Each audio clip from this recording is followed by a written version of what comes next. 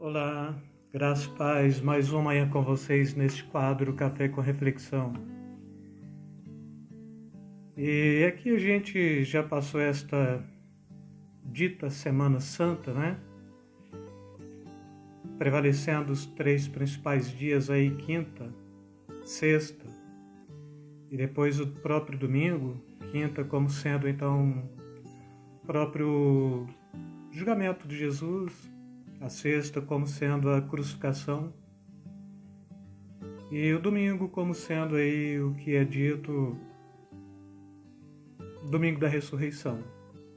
E de alguma forma eu agradeço a Deus por ter passado este tempo, porque para quem me conhece sabe que quando se fala de Páscoa, quando se fala de Natal, quando se fala aí de passagem de ano, mais aflige a minha alma do que de fato me traz consciência ou alegria, porque é um tempo que todos estão tomados de torpor em suas mentes, e este torpor parece-me que eles enganam a realidade daqueles que estão de fora e confunde a consciência daqueles que estão de dentro. Os que estão lá fora, ainda que não foram alcançados pelo Evangelho, eles vão levando a vida dentro desta pauta de que, sim, vai chegar aí período de passagem de ano outra vez, que é um feriado universal. Então a gente passa o ano, tem o período do mundo cristão também, a gente vai festejar o Natal, depois vem logo aí o Carnaval pela frente também, que é até irônico, porque Carnaval no mundo todo é uma festa pagã, no Brasil é uma festa religiosa, porque logo o Carnaval já vem aí quarta-feira de cinzas e vem a Quaresma. E depois da Quaresma, fecha a Quaresma com este tempo que a gente chama de Semana Santa mesmo, e fecha a Semana Santa com o Domingo de Páscoa. E isso me traz muita aflição, porque parece que o povo cristão é conduzido como se fosse crianças no jardim da infância ou crianças no berçário, que não têm a capacidade de decidir, de opinar, de fazer a sua própria higienização, aí precisa de uma tia para vir, para limpar, para trazer as refeições na hora certa e conduzir bem para que as criancinhas não briguem dentro da creche ou do jardim de infância mesmo. Você não está aprendendo nada, mas você está sendo conduzido por uma tia, o que já traz um certo tipo de consolo. E o Evangelho, eu penso, ele sai do jardim da infância logo no seu início mesmo, e depois, quando é implantado em Atos 2 com a descida do Espírito Santo, e posteriormente o Evangelho, ele leva um tempo aí que a gente chama de Idade das Trevas, de 1000 anos, mas tem um período saudável até o 3º, 4º século da era cristã, dos pais da igreja, que de fato estava ali lutando pela fé e quebrando todo tipo de malignidade doutrinal ou doutrinária que pudesse tentar intervir na vida da igreja. Então tem os pais apologetas mesmo, que a gente chama, que eram aqueles que faziam um discurso de defesa da fé e porfiavam e lutavam por esta fé mesmo, para que ela não viesse maculada de nada. Mas posteriormente, quando Constantino oficializa o cristianismo, a gente vai ver um retrocesso dentro daquilo que a gente caracteriza como fé cristã, não é? E aquilo que era fé cristã tornou-se cristianismo, e o cristianismo ele predominou fortemente para o Ocidente e alguma parte do cristianismo para o mundo de origem grega mesmo, mas que a gente chama Oriente, não é? Então, cristianismo ortodoxo grego, o ortodoxo russo, ou assim por diante, com as suas matrizes de que está aí mais voltado para o Oriente do que para o Ocidente. No Ocidente, o cristianismo ele ficou estritamente capitalista. E dentro do capitalismo, nada melhor do que falar de Natal, Ano Novo, Carnaval, Semana Santa, Ovo de Páscoa e assim por diante, porque tudo isto gera esta proposta mesmo do capitalizar o conceito e de trazer uma boa possibilidade monetária para aqueles que vão investir neste processo E tudo isso me entristece muito, porque se tivesse até um ponto de igualdade, talvez eu olharia para estas festas de uma forma mais, do ponto de vista social, nunca espiritual, sabendo que então todos estão comendo, todos estão banqueteando, todos estão tendo o privilégio de ter aí seu ovo de Páscoa e assim por diante, mas até mesmo do ponto de vista sociológico, não é? O aspecto socioeconômico não permite que todos possam ter a igualdade de todas estas festividades. E mais uma vez, para os que estão de fora, traz um torpor de mente, para os que estão de dentro da igreja, traz aí esse conceito de uma mente totalmente coberta neste tempo, porque a gente vê praticando estas mazelas dentro da própria igreja que o próprio Jesus purificou com seu sangue. E como eu falei, até o quarto século a igreja ela está perfeitinha, ela não tem que pôr nem tirar. Depois da oficialização cria esse conceito aí da fé cristã para o cristianismo, e tudo que tem ismo é maléfico mesmo, né? E eu diria que hoje a gente tem que saber se a gente faz parte do cristianismo ou da cristandade.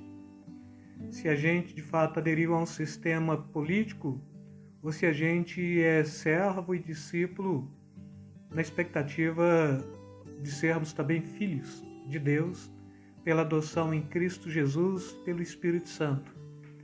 Mas trazendo isto para a tona mesmo, talvez hoje a reflexão ela seja mais do desabafo do que necessariamente uma reflexão que possa tentar nutrir a expectativa e falar, bom, mas tem algum problema com a Páscoa? Eu tenho todos. Porque primeiro Páscoa, no Êxodo 12, é uma festa judaica e o Cordeiro Imaculado, cujo sangue derramado foi para propiciação daquelas famílias para que eles fossem libertos do Egito e entrassem ali, então, dentro de uma proposta de adoração, né? Caminho de 3 dias para adorar ao Senhor, é o que a Bíblia está falando, e era a luta que Moisés estava tendo com o faraó, e até mesmo em cima das 10 pragas, e a última praga, ela vem com um anjo da morte mesmo, que visita todos os lares. E este aspecto da Páscoa, então, ele tem ali uma proposta de tipo de Cristo que havia de vir. E quando Jesus vem, ele é apresentado ainda como Cordeiro de Deus que tira o pecado do mundo. E o próprio Paulo, ele escreve 1 Coríntios 5, versículo 7 mesmo, está falando que Jesus é a nossa Páscoa. Então, quando ele fala que Jesus é a nossa Páscoa, ele está desconstruindo a Páscoa judaica. Agora é nossa Páscoa pelo simples fato de que ele é o Cordeiro Pascal que tira o pecado do mundo. E o próprio Jesus, quando ele está sentado com os seus 12 ali, ele participa da última Páscoa mesmo. E depois ele pega 2 elementos bem simples, primordiais, de suma importância, que é o pão e que é o vinho. E depois de banquetear a Páscoa mesmo, ele senta com os 12 e ele está propondo que aquele pão era nova aliança na sua carne, que aquele vinho era nova aliança no seu sangue. Ou seja, ele está propondo, olha, essa coisa da Páscoa aqui é para os judeus, todos quando celebram a Páscoa estão mortos por aí, não é? É estritamente judaica. Eles estão aguardando o Messias veio, eles não quiseram receber o Messias, vocês me receberam, com vocês eu estou fazendo a nova aliança, e a aliança do meu sangue mesmo, e esta aliança é para a remissão de pecados, e esta aliança também é para que vocês sejam justificados pelo meu sangue, e que estejam aguardando a vinda de Cristo mesmo, a minha vinda, porque eu vou para o Pai, e quando vou preparar lugar, e quando eu voltarei para levar-vos. Então, quando ele está criando o conceito da ceia, ele está propondo, então, este aspecto que alguns estão trazendo como sendo a realidade da Páscoa, né? Sofrimento, morte e ressurreição de Cristo, mas nada a ver, mesmo porque o coelhinho, ele é uma prática pagã mesmo, de uma entidade nórdica, e que tem mais a ver com a sensualidade do que com a adoração. E o ovo de Páscoa também traz um outro aspecto que nada a ver mesmo, porque primeiro começa com os ovos mesmo de aves, então de galinha, que se pintava e dava em uma determinada época de presente para alguém desejando ali alegria, prosperidade, saúde. E aí vai pegar também o mundo nórdico, na Europa mesmo. O príncipe de Kiev traz esta prática para dentro da própria igreja também, porque então ele aceita a fé cristã, mas não queria abrir mão de algumas práticas pagãs. E o próprio Papa de época aceitou, não, você pode vir para o nosso meio porque a gente celebra isso também, aqui a gente fala de prosperidade, a gente fala de alegria, e com isso trouxe estas falácias e que vem trazendo como sendo acessórios para a fé cristã. Então, o Natal é um acessório da fé cristã, Ano Novo é um acessório da fé cristã. Infelizmente, no Brasil, Carnaval é um acessório da fé cristã, né? Quarta-feira de cinzas é um acessório da fé cristã. Quaresma é um acessório da fé cristã. Aí depois você termina Quaresma, vem de 40, então é 40 dias mesmo que vai aí desde o Pentecoste até as colheitas mesmo, até quando estava o período da colheita, a ressurreição. E Jesus é a nossa ressurreição. E aí põe o domingo de Páscoa como sendo um acessório da fé cristã. Só que a fé cristã, ela não aceita acessório, porque ela é proposta pela palavra de Deus. Onde a palavra de Deus fala, falamos, onde ela cala, calamos. E se a palavra de Deus fala que a Páscoa ficou com a Páscoa para o povo judeu e que para o povo cristão é uma nova aliança no meu sangue, então isso a gente chama de ceia do Senhor. Eu poderia muito bem usar este domingo para fazer uma ceia, trazendo todo o aspecto mesmo daquilo que Jesus propôs ser, e assim trazer uma consciência totalmente diferente daquilo que os homens propuseram para dentro da igreja. Então, o evangelho ele não é invenção, irmãos, mas muitos aspectos da igreja é pura invencionice. O evangelho, palavra de salvação, boas novas, proclamação de boas novas, novas de paz. Mas a igreja, ela criou uma agenda à parte do evangelho. E aí o evangelho está aqui, mas a agenda permite pôr aí um bocado de acessórios dentro da igreja.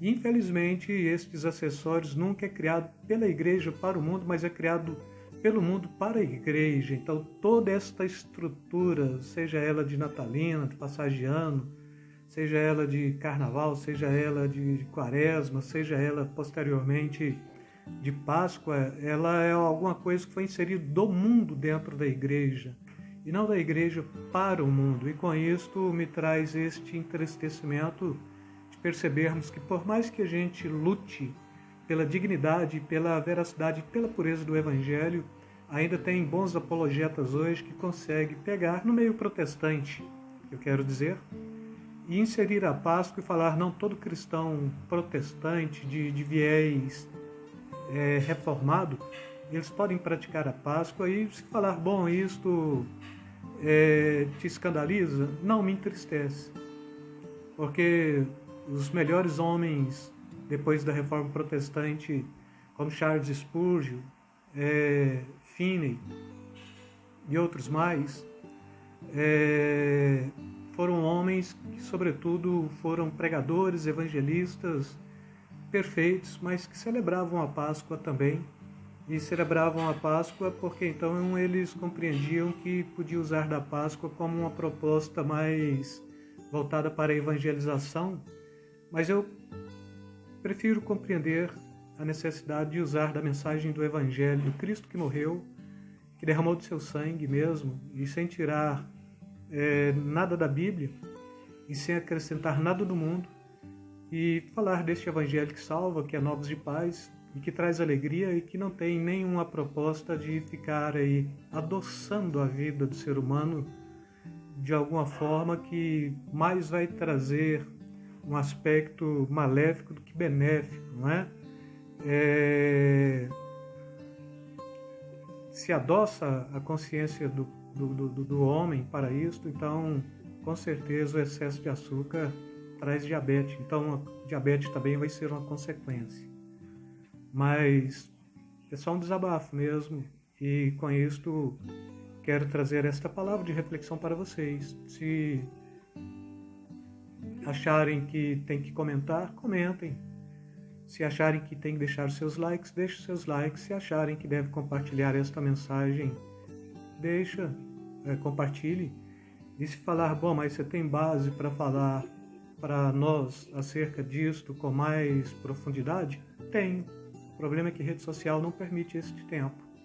Mas falaria para vocês aí, talvez uma semana só de Páscoa, falaria mais uma semana só de Natal, uma semana só de Ano Novo, uma semana só de Carnaval, uma semana só dos pais da igreja, ou talvez teria que pegar aí um